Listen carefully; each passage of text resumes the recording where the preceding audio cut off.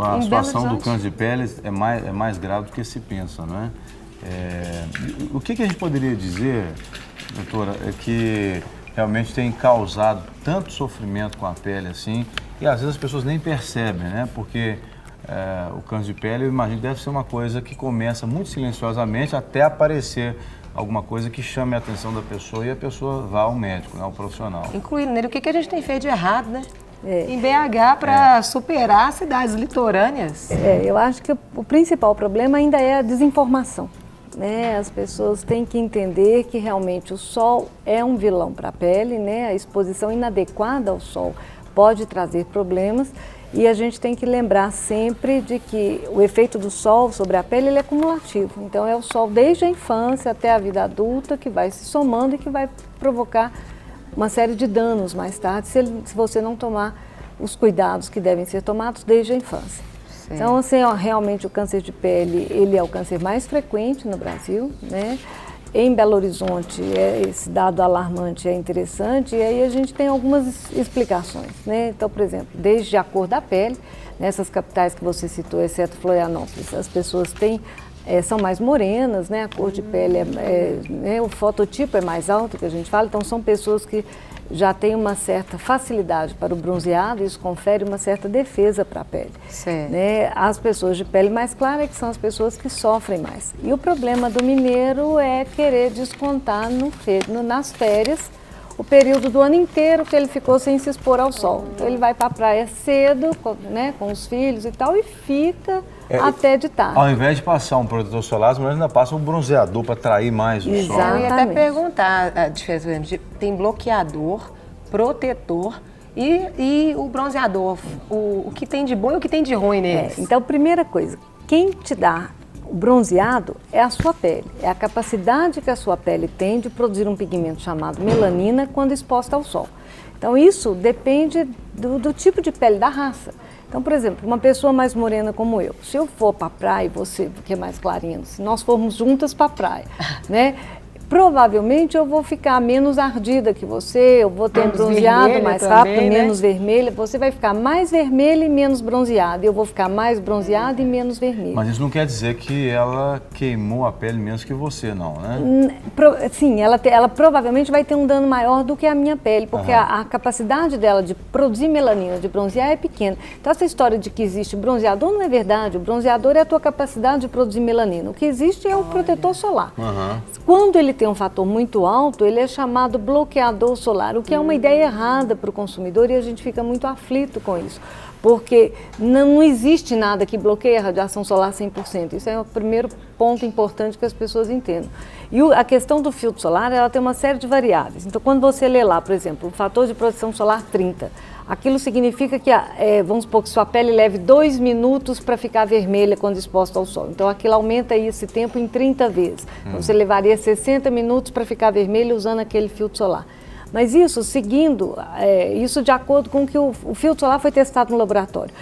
No laboratório, eles testam uma camada muito grossa. A gente sabe que com a camada que a gente habitualmente passa, a gente perde de 20% a 50% daquele número que está escrito ali.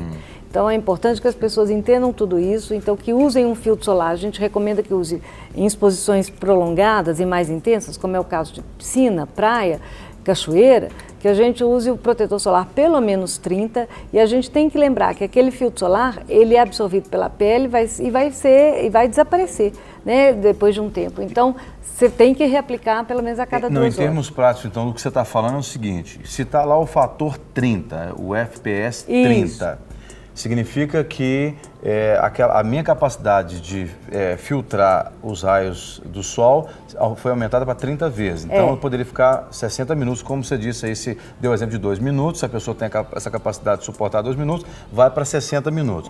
Só que, pelo fato de no laboratório eles testarem com camadas grossas, no nosso caso a gente passa até sumir na pele, diminui bastante a filtragem.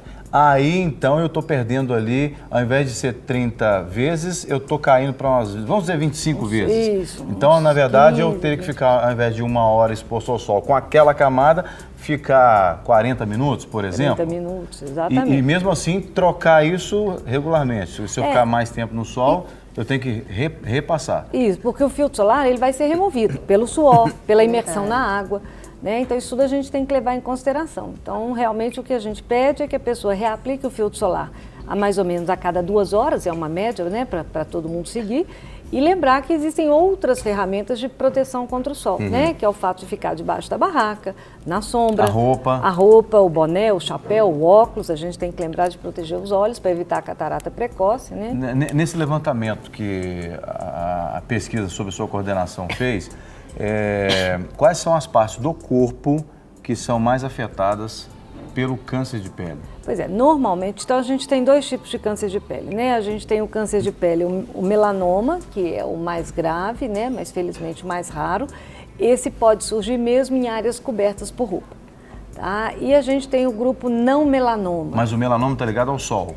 Todos estão ligados estritamente ao sol? Não, o melanoma ele tem um componente genético muito importante, né? Ele tem uma história genética importante na origem dele, mas ele pode ser sim desencadeado pela exposição solar. Então um indivíduo que fica dentro de casa o tempo todo trancado, não se expõe ao sol, se tiver tendência a produzir o melanoma, veio de família, herança familiar, ele vai ser um forte candidato então a tê-lo mesmo não se expondo ao sol como outras pessoas. E a participação do sol no melanoma é o que a gente brinca que é aquele sol do mineiro, né? É o sol numa exposição curta, mas numa intensidade muito grande.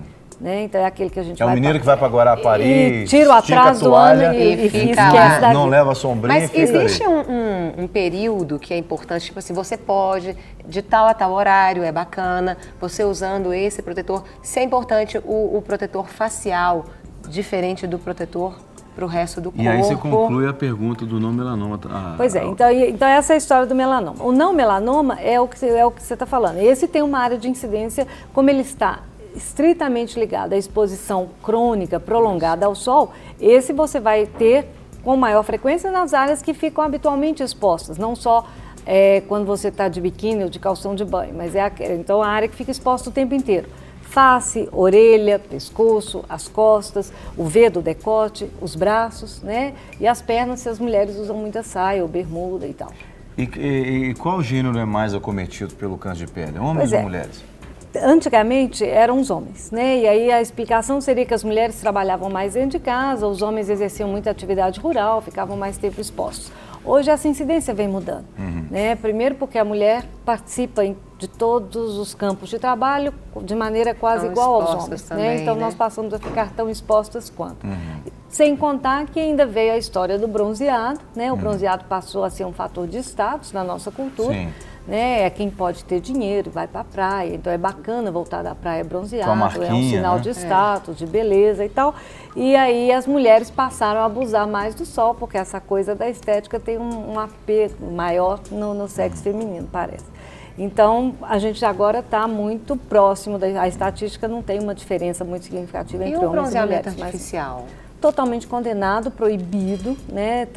Isso no mundo inteiro, né? Existe um trabalho que foi feito na Inglaterra provando que realmente essas câmaras de bronzeamento elas são fabricantes de câncer de pele. Eles foram as câmaras de bronzeamento foram equiparadas àquela arma de guerra chamada mostarda nitrogenada. Uau. Então é considerado assim realmente um fator produtor de câncer de pele, e por isso essas câmaras de bronzeamento foram banidas. O pessoal usa até aquele óculosinho para não dar problema no olho, mas está se matando daqui para baixo. E está envelhecendo a pele antes da hora e uma série de outras alterações. Repete aquela pergunta que você fez para ela. Eu perguntei a questão às vezes tem o protetor solar para o rosto, para o resto do corpo e o horário ideal. Às vezes você pode, né? Eu sou muito branca, então quando eu vou à praia eu quero voltar um pouquinho queimada, né? O que é o ideal? Existe um horário ideal ou não? O sol é condenado para você. Então, primeiro que você falou, isso é certo, né? Você vai para a praia, se você bobear, você vai voltar queimada e não bronzeada, vai voltar vermelhinha, vai descascar e vai voltar a ser branquinho,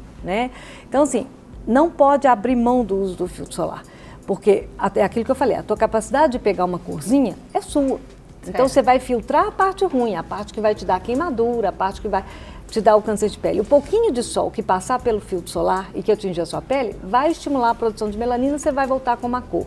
E usando o filtro solar adequado, você vai ter um bronzeado bonito e muito mais duradouro do que se você abrir mão de um fator de proteção. As pessoas vão muito assim, aí eu começo com um 30, à medida que eu vou pegando, depois eu vou abaixando, eu vou passar para um 15, né? Não existe isso. E a questão do horário também não existe. A gente tem que lembrar que o ultravioleta B é aquele que provoca queimadura e é o grande vilão no câncer de pele. Ele é aquele que fica mais com uma maior incidência de 10 da manhã às 3 da tarde.